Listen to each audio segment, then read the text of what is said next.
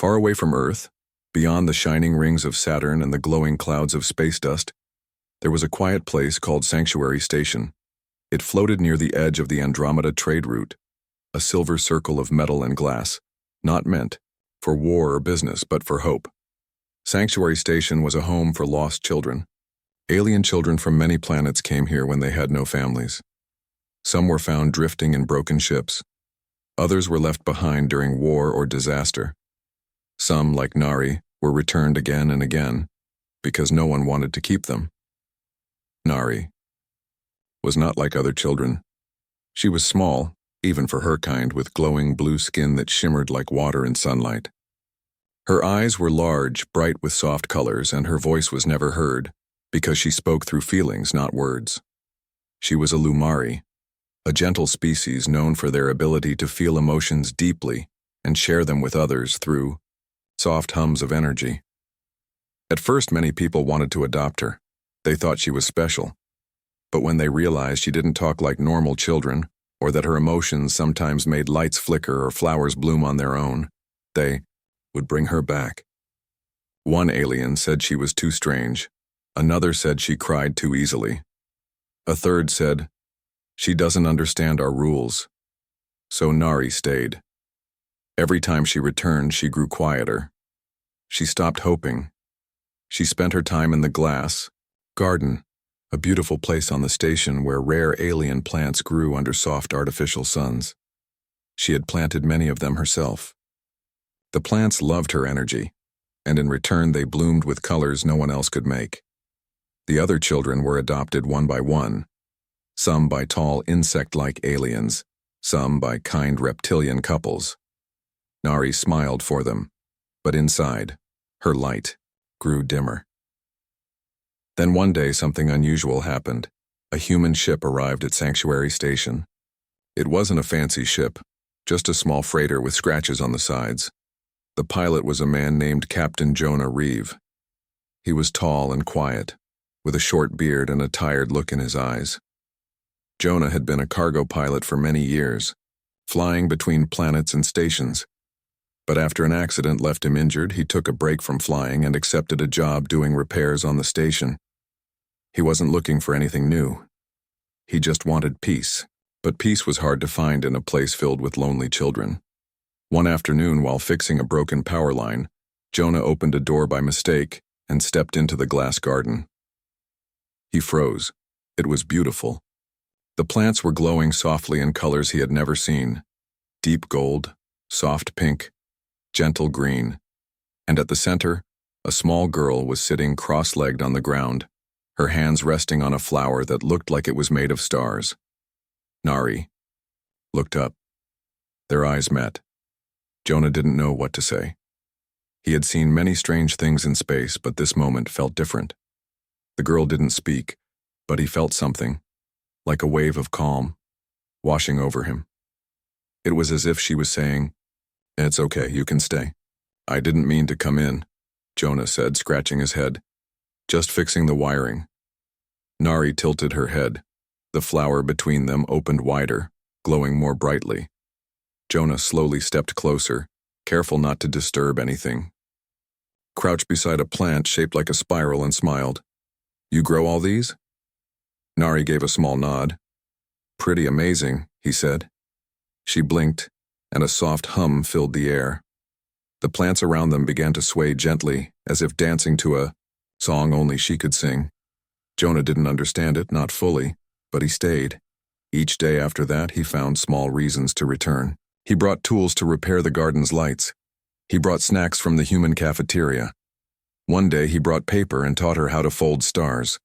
Nari didn't speak, but her eyes lit up when she folded her first glowing star. She placed it beside a flower, and it floated gently into the air, held up by her energy. Jonah laughed. "Now that's something I've never seen." In time, the quiet girl and the lonely man shared a space where no words were needed. In the glass garden, something began to grow between them, something even more beautiful than the glowing plants, something that looked a lot like hope. The glass garden became their secret world. Every afternoon, after finishing his repair tasks, Captain Jonah Reeve would walk down the quiet hallway to the garden. The door would slide open with a soft hiss and he would find Nari already there, waiting. She never said a word, but her eyes would brighten just a little when she saw him. Sometimes she was planting something new. Sometimes she was just sitting on the floor, watching the plants move slowly like they were breathing. And sometimes she was doing nothing at all, just thinking. Jonah never rushed her. He would sit down nearby, careful not to step on any vines or glowing leaves. At first, their time together was quiet. He didn't talk much, and she didn't talk at all. But little by little, things began to change. One day, Jonah brought something from Earth. It was an old toy from his childhood, a tiny wind-up bird made of metal. When he twisted the small key on its back, the bird flapped its wings and let out a soft chirping sound. Nari's eyes widened. He placed it on the floor and the bird slowly hopped forward, chirping as it moved. Nari followed it with both hands, her fingers just inches away as if she was afraid to break it. Jonah smiled. "It's called a nightingale.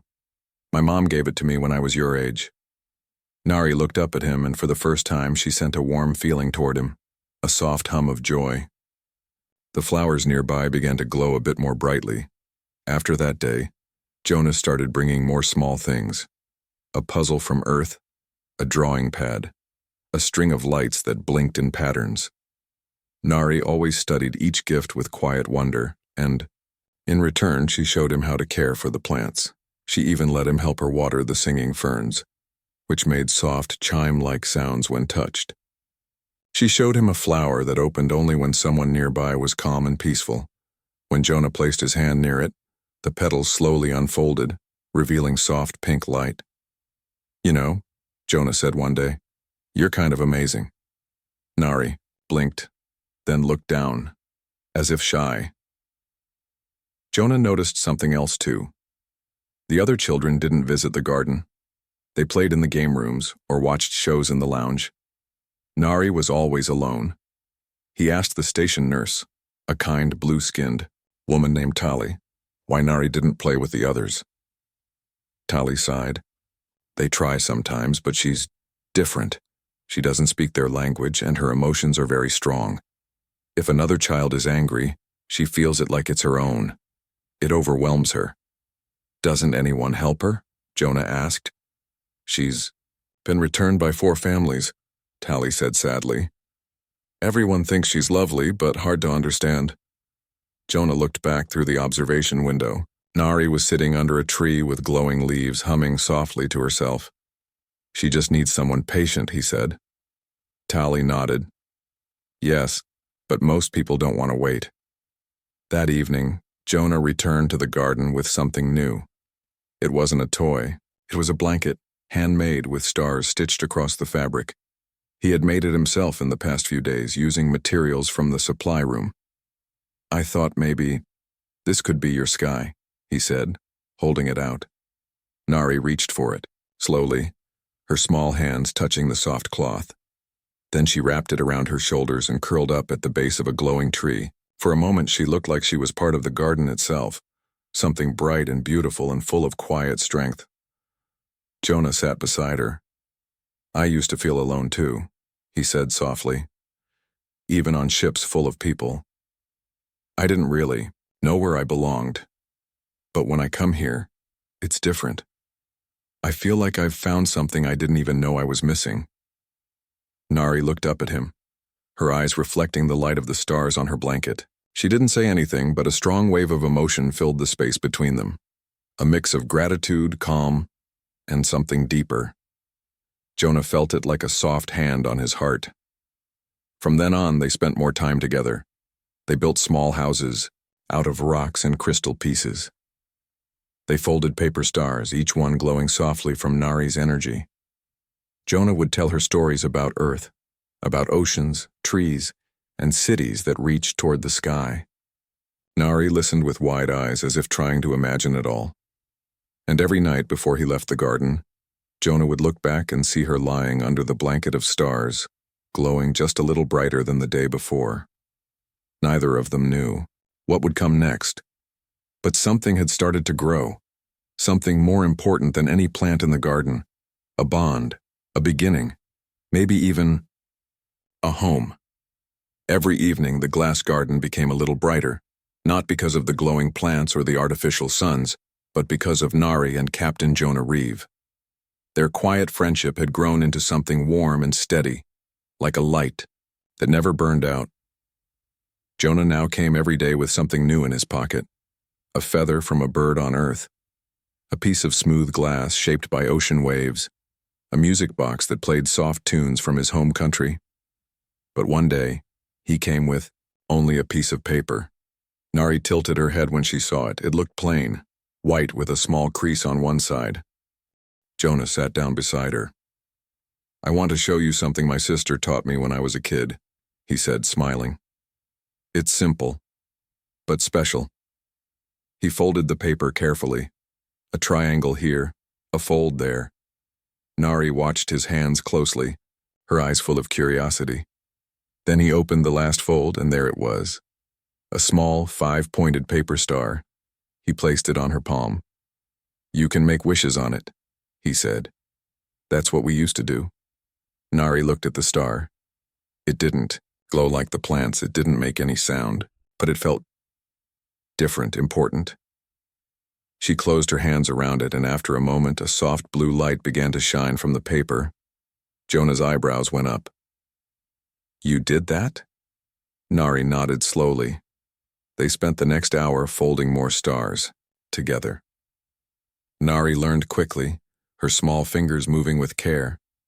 Soon there was a pile of glowing stars between them, each one shining with a soft hum of her energy.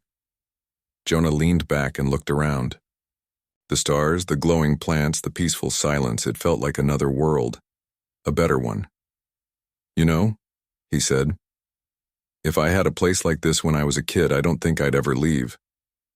Nari looked at him and sent out a gentle wave of emotion, comfort, joy, and something he couldn't quite name. He felt it in his chest, like the warmth of a campfire. Later that evening, Nari left a glowing paper star on Jonah's workbench in the repair room. He found it when he returned to fix a broken drone. He picked it up, smiled, and placed it carefully in his coat pocket. From that day, paper stars began to appear in quiet places all over the station, in the staff room, on empty chairs, near children's, and each one glowed softly, bringing light to places that felt forgotten. People began asking, who's making them? No one knew. But the feeling they gave, peace, warmth, hope, was the same every time. Jonah kept his star with him always.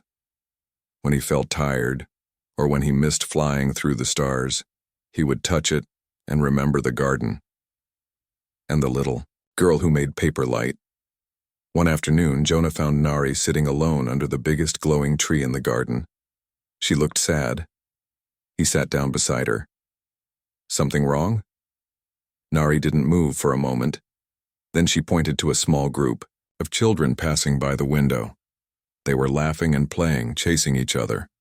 Jonah understood. "They don't play with you?" he asked. Nari shook her head. A quiet hum filled the air, a feeling of loneliness. Not anger, not even sadness. Just the quiet ache of wanting to belong. "I know that feeling," Jonah said softly. "When I was younger, other kids thought I was too quiet, too strange. I didn't like noise. I liked fixing things.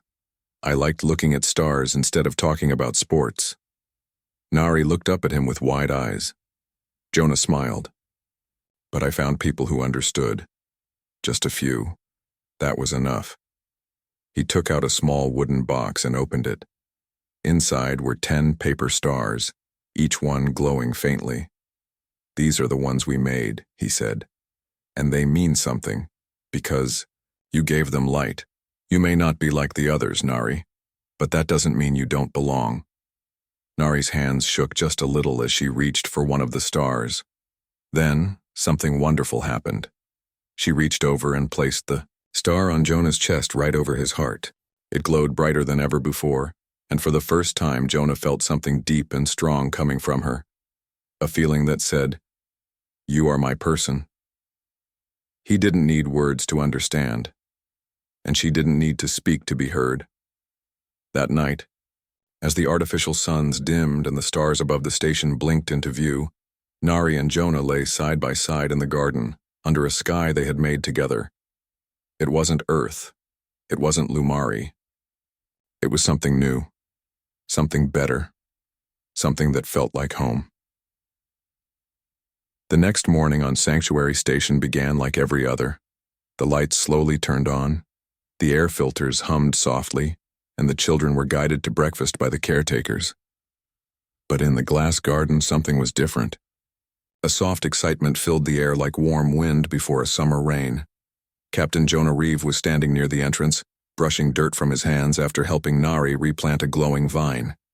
She had named it Starstring, and it now curled gently around the garden's biggest tree.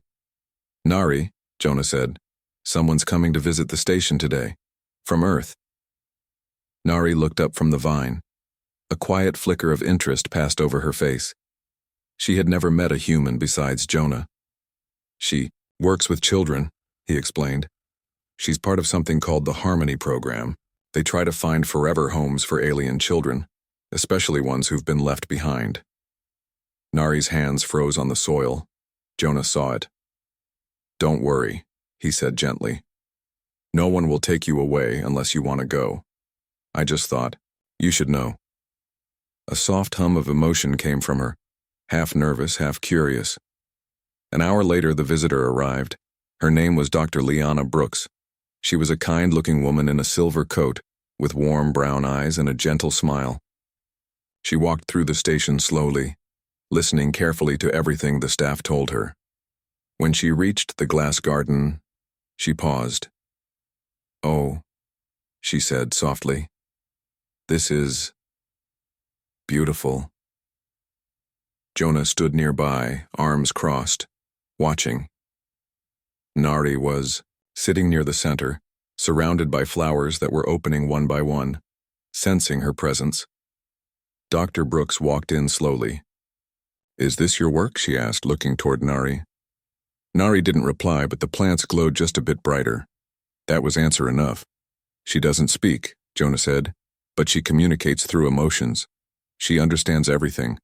Dr. Brooks nodded. "I've worked with Lumari children before. Most don't trust easily." "She's been returned 4 times, Jonah said, trying not to sound upset. "But she's never caused trouble. She just feels too much." Dr. Brooks looked at Nari kindly. "That's not a problem, it's a gift." Nari blinked slowly, her expression unreadable. But the soft pink flowers near her knees suddenly bloomed wide, their petals shimmering like glass. Dr. Brooks sat on the ground, not far from Nari. She didn't speak for a while. She just looked around the garden, letting the silence grow soft and easy. Then she reached into her bag and took out a small earth flower in a glass dome. "This is called a forget-me-not," she said. "We grow them in the northern forests. It means you are remembered." She placed the dome gently on the grass. To everyone's surprise, Nari reached out and touched the glass. The flower inside glowed for just a moment, a soft blue, light almost like starlight. Jonah watched in quiet awe. Nari had never done that for anyone else before. Dr. Brooks smiled. "I'm not here to take you away," she said gently. "But if you ever want to visit Earth, we have gardens there, too, and children who understand what it means to feel deeply." Nari looked at her, and for the first time she made a tiny motion. She raised her hand and touched her chest right where she always placed her glowing paper stars. Then she pointed at Jonah. Dr. Brooks understood immediately. "She already has someone," she said softly. Jonah looked surprised. "You understood that?" "Yes. That's how Lumari choose their people.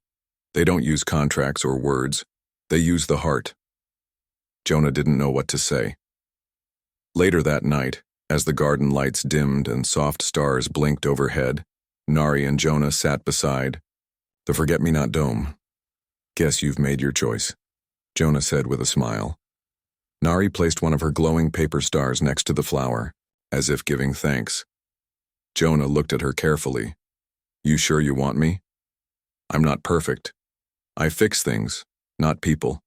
I don't even know how to be a parent.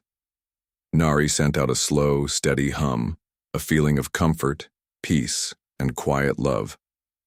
Jonah felt tears sting his eyes. All right then, he said, voice soft. We'll figure it out. Together. And as the station gently rocked in the silence of space, the glass garden shone a little brighter, holding a new kind of light, one born not from stars or soil, but from a promise of home. Life. On Sanctuary Station slowly changed. Ever since Captain Jonah Reeve and Nari formed their quiet bond, people noticed a difference. Jonah smiled more. He laughed sometimes, especially when Nari surprised him by growing tiny flowers on his tools. The other crew members, even the children, began talking about the mysterious garden girl with the glowing hands. She's quiet, but kind, the kids whispered. She makes stars out of paper, said one. She fixed my sad day, said another. Even though Nari still didn't speak, she was no longer invisible. People began to wave at her. Some left gifts outside the glass garden, books, colorful stones, even a stuffed bear with a tiny star on its chest. But peace doesn't always last forever. One morning, just before breakfast, the lights across Sanctuary Station suddenly flickered. Then they went out. The emergency lights kicked in a few seconds later, but it was clear something had gone wrong. Jonah was already awake when it happened. He had been checking the oxygen filters. When he saw the flickering lights, he dropped his tools and rushed to the control room. Report, he called. One of the engineers looked up from the screen.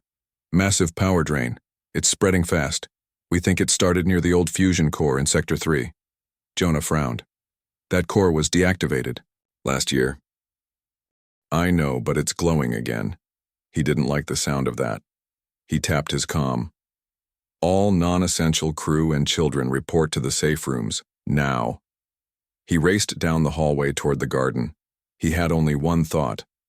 Nari, when he reached the door, he found her already waiting. Her eyes glowed faintly in the emergency light.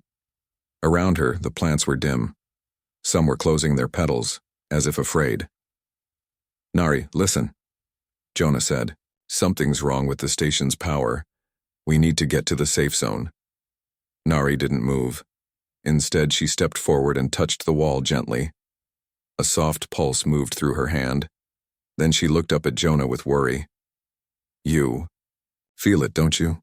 He said quietly. Nari nodded. Whatever was draining power, it wasn't just a machine. It was alive. Or something close to it. Can you show me where it is? Nari hesitated for only a second, then reached out and took Jonah's hand. It was the first time she had ever done that. Together they moved through the dim corridors of the station, past flickering lights and closed doors. Nari led the way, her glowing fingers guiding them like tiny stars. As they reached Sector 3, Jonah saw it.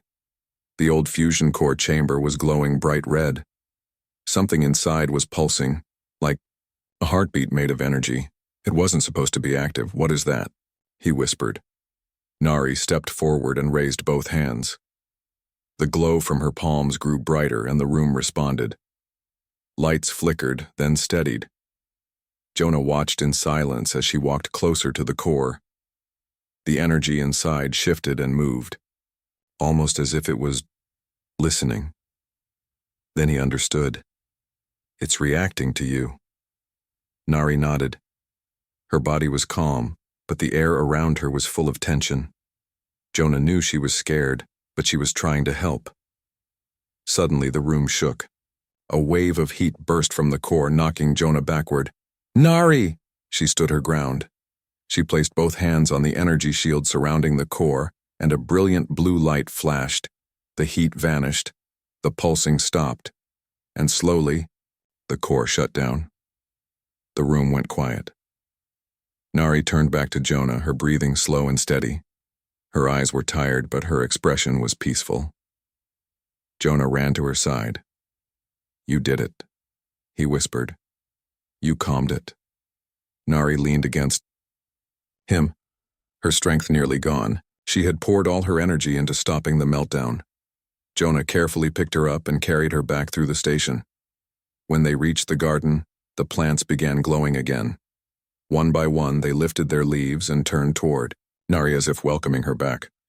Jonah placed her gently under the glowing tree. She curled up wrapped in her starry blanket. "You saved us," he said softly. She didn't speak, but a soft glow returned to her fingertips. Jonah sat beside her, holding her hand in both of his. That evening, as the full power returned to Sanctuary Station, the staff told stories of the strange energy and how it had vanished just in time. No one quite understood what had happened. But Jonah knew, and so did Nari. In the days that followed, the station began calling her the Heartlight, the girl who could feel what machines could not, the girl who turned danger into peace. Jonah never said much about that day, but he added one more glowing paper star to his collection. This one, he kept by Nari's bedside. A month had passed since the strange power event on Sanctuary Station. Things had returned to normal, or at least a new kind of normal. The engineers fixed the power grid, the children returned to their classes, and the plants in the glass garden bloomed brighter than ever. But something had changed. Everyone now looked at Nari with different eyes. Not just as the quiet alien girl in the garden, but as someone special. Someone who had saved them. Without her, the station might have fallen into darkness forever. One morning, as Jonah repaired a small transport drone, a message popped up on his screen. "Captain Reeve, the Station Council has approved your request. We're starting the first Festival of Stars this weekend." Jonah smiled. He looked over to where Nari was sitting beneath her favorite tree, folding more of her glowing paper stars. The whole station had seen them now, soft lights of peace and beauty in every corner. Jonah stood up, brushed his hands off, and walked over to her. "It's happening," he said. "The festival." Nari looked up, her eyes wide with surprise. "We're going to decorate the whole station," he said. "Lights, music, floating lanterns, maybe even real Earth food. But the best part? We're going to fill the garden with all your stars." For a long moment, Nari didn't move. Then slowly she reached out and placed a newly folded star in Jonah's palm. It glowed golden. She was happy. The next few days were full of excitement. The staff worked day and night to decorate the halls. Children painted stars and moons on the walls. The cooks prepared trays of sweet bread, glowing fruit, and fizzy drinks. Everyone was talking about the girl who made paper stars. "Nari," they said. "She made this happen." Jonah helped too, though he wasn't very good at decorations. He mostly carried boxes, fixed broken lights, and made sure no one fell off the ladders. Nari worked in the garden, folding stars faster than ever. Some were silver, some were blue, and some glowed soft pink like sunrise. She made hundreds, and each one held a little piece of her, calm, kindness, and quiet joy. Finally, the day of the festival arrived. The station lights were dimmed. Music played through the halls, soft, joyful tunes from Earth and other peaceful worlds. Families walked slowly, holding hands and pointing at the glowing decorations. But the heart of it all was the glass garden. As the station doors opened, people stepped inside and gasped. The garden was filled with stars. Paper stars floated gently in the air, hanging from invisible threads. Some sat in the grass. Others hung from the trees like glowing fruit. At the center stood Nari. She wore a simple dress made from soft white fabric with tiny stars sewn onto it. Her hair shimmered with small glowing clips. Next to her stood Jonah, wearing his cleanest uniform, his hair actually brushed for once. A young child stepped forward and handed Nari a paper star they had folded themselves. It was a little uneven, a bit wrinkled, but it glowed. Nari accepted it with both hands, then placed it gently on the garden floor. The plants reacted instantly, opening petals and glowing with soft light. The child smiled wide. That moment started something beautiful. One by one, the station's people came forward, Children, engineers, doctors, caretakers. Each one brought a paper star. Some big, some small, some glowing, some not. They placed them all around the garden, and the garden responded. It glowed brighter and brighter with every gift, until the whole room looked like a galaxy made of kindness. Jonah watched Nari quietly. She wasn't just the heartlight now. She was something more. She was home. Later that evening, as music played and laughter echoed through the station, Jonah and Nari sat side by side on a small bench near the glowing tree. "Do you like it?" he asked. Nari nodded. Then she pulled something from her pocket. It was a paper star, but different. This one had a tiny string loop, like an ornament. On it, a small drawing, a human hand and a glowing hand, holding each other. She placed it around Jonah's neck. He looked at it for a long time, then placed his hand gently over hers. "You gave me more than stars," he whispered. "You gave me something I didn't know I was missing." Nari leaned her head on his shoulder. Above them, the garden lights twinkled like real stars. The air was filled with soft music, happy voices, and the quiet hum of life well lived. After the Festival of Stars, something changed in Sanctuary Station, not in a loud or sudden way, but in a quiet, deep way, like light spreading across water. People smiled more. They helped each other more, and whenever they passed the glass garden, they slowed down just a little to look inside. It had become more than a garden. It was now a symbol of healing, hope, and a second chance. At the center of it all was Nari. She was still quiet. She still didn't speak. But she no longer hid.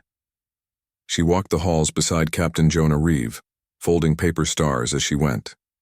Children waved to her, and she waved back. Even the station's AI had added a friendly voice greeting when she entered a room. "Welcome back, Nari," it would say. "The stars shine brighter with you here." Jonah was now known by a new name, too. Starfather. It started as a joke among the kids, but it stuck. He never argued. In truth, he was proud of it. He never imagined becoming a parent, not in deep space, not to a quiet alien girl with glowing hands, but now he couldn't imagine life without her. One morning, Jonah woke early. He stretched, yawned, and looked toward Nari's bed across the room. She wasn't there. At first he thought maybe she had gone to the garden, but a small folded note sat on her pillow. It was shaped like a star. He picked it up carefully. Inside was a simple drawing, a door with light shining through it, and two hands, one human, one glowing, reaching toward it. Jonah's heart tightened. "She's leaving?" he whispered. He dressed quickly and hurried through the station. The garden was empty.